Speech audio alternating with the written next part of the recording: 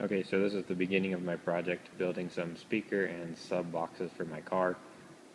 So it's been a while since I've had sound in my car, so I'm excited to get onto it. Got a pile of tools, and well, this is the facility I get to build in, so this is pretty cool. So I'm going to get started, and I'll try to keep updating as I go along. Okay, you can see I have my little 4-inch Pioneer speakers here, and I've started on the box, so they'll sit in this little area. Now these are going to be satellite, so I'm not actually going to use my door speakers. The wiring issues, they're too much from the last owner, so I'm going to go ahead and wire these externally outside the doors, kind of ghetto, but that's just the way it's going to work. So I did all my measurements ahead of time. You can see I came in with somewhat of a plan of the dimensions I was going to build. Had to modify it a little bit.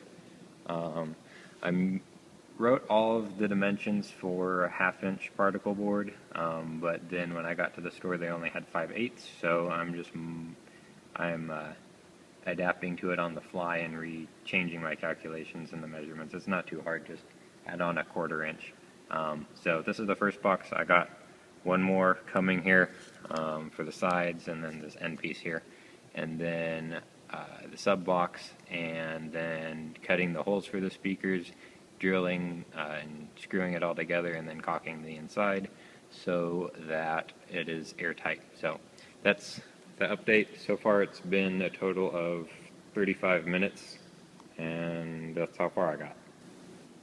Okay, so here's the speaker boxes. They're not put together or anything yet, but you'll see that's the inside. I'll screw it together, put caulking on the inside, cut the holes here, and then put this one on top.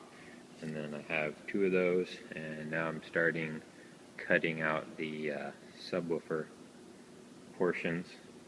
So should be alright, since here's one of the speakers, and the depth wise I still have plenty of room. So okay, so here is the base part of the sub box that I've built so far. It's 22 by 12 by, well, 6 plus whatever, 7.25 inches tall.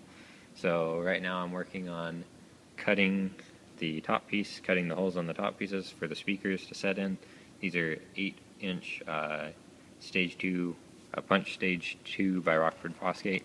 So I got the dimensions online, and each diameter cut out is 7.13 inches, and so now I got to run the measurements to try to center them with respect to each other and with the ends. So I'm doing that, and then with the rest of the boxes right here, I'm working on just getting those diameters cut for my my speakers right there.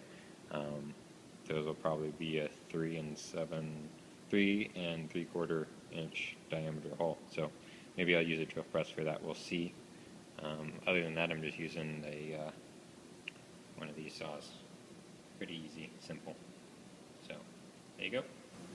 Okay, so like I said before, I'm using 5/8 inch particle board instead of 1/4 inch or 3/4 inch, or 1/2 inch versus 3/4 inch. Most places will suggest you use 3/4 inch, but I like it a little thinner, plus I'm making smaller boxes, so I really don't see the need to have it 3/4 inch. Plus it weighs significantly more, especially once you start making boxes bigger than a cubic foot or so.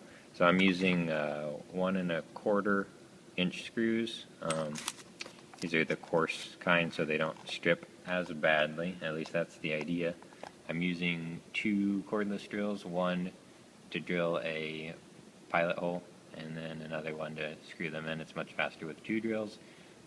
So basically everything that is screwed in here is there's a pilot hole drilled initially, and then the screw follows, and it's much easier with the pilot hole, and it reduces the amount of stripping because there's less wood to push out of the way. If you look at this one over here, you can see how I got a little bit too close to the edge, and it'll start pushing the wood out of the way, and it gets worse than this if you don't drill a pilot hole. So that's why I do for mine. So that's just a suggestion.